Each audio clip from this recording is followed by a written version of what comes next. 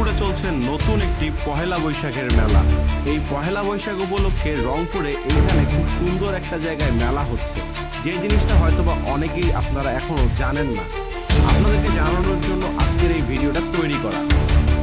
রংপুরের এই সুন্দর জায়গায় মেলা কিন্তু অনেক সুন্দর, জাঁকজমক এবং জমজমাট হচ্ছে।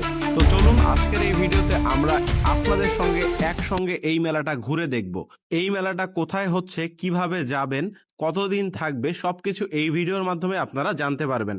তার আগে বলে রাখি, যারা এখনো পেজটা ফলো করেননি অবশ্যই পেজটা ফলো করে দিবেন। আর যদি আপনি আমার এই ভিডিওটা ইউটিউব চ্যানেল থেকে দেখেন তাহলে অবশ্যই চ্যানেলটা সাবস্ক্রাইব করে সঙ্গে থাকবেন।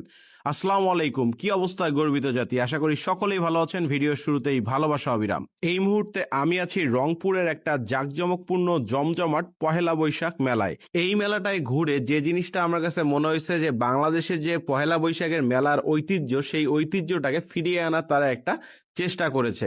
এখানে পহেলা বৈশাখে যে ধরনের জিনিসগুলো সেল করা উচিত তারা কিন্তু সেই ধরনের প্রোডাক্টগুলোরই স্টল দিয়েছে।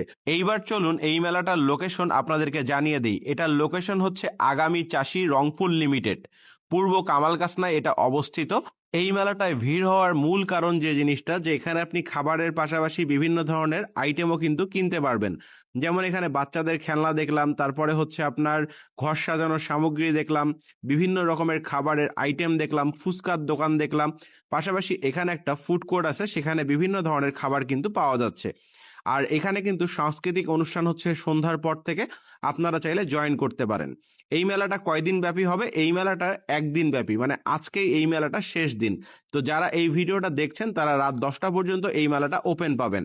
তো দেরি না করে আপনারা কিন্তু পরিবার পরিজন নিয়ে অথবা আপনি নিজে গিয়ে আগামী চাষির আজকের এই মেলাটা ঘুরে আসতে পারেন। আর ইতিমধ্যে যদি আপনার এই মেলাটা ঘোরা শেষ হয়ে থাকে অবশ্যই কমেন্ট বক্সে জানিয়ে দিবেন। ভিডিওটা এ পর্যন্তই আজকের।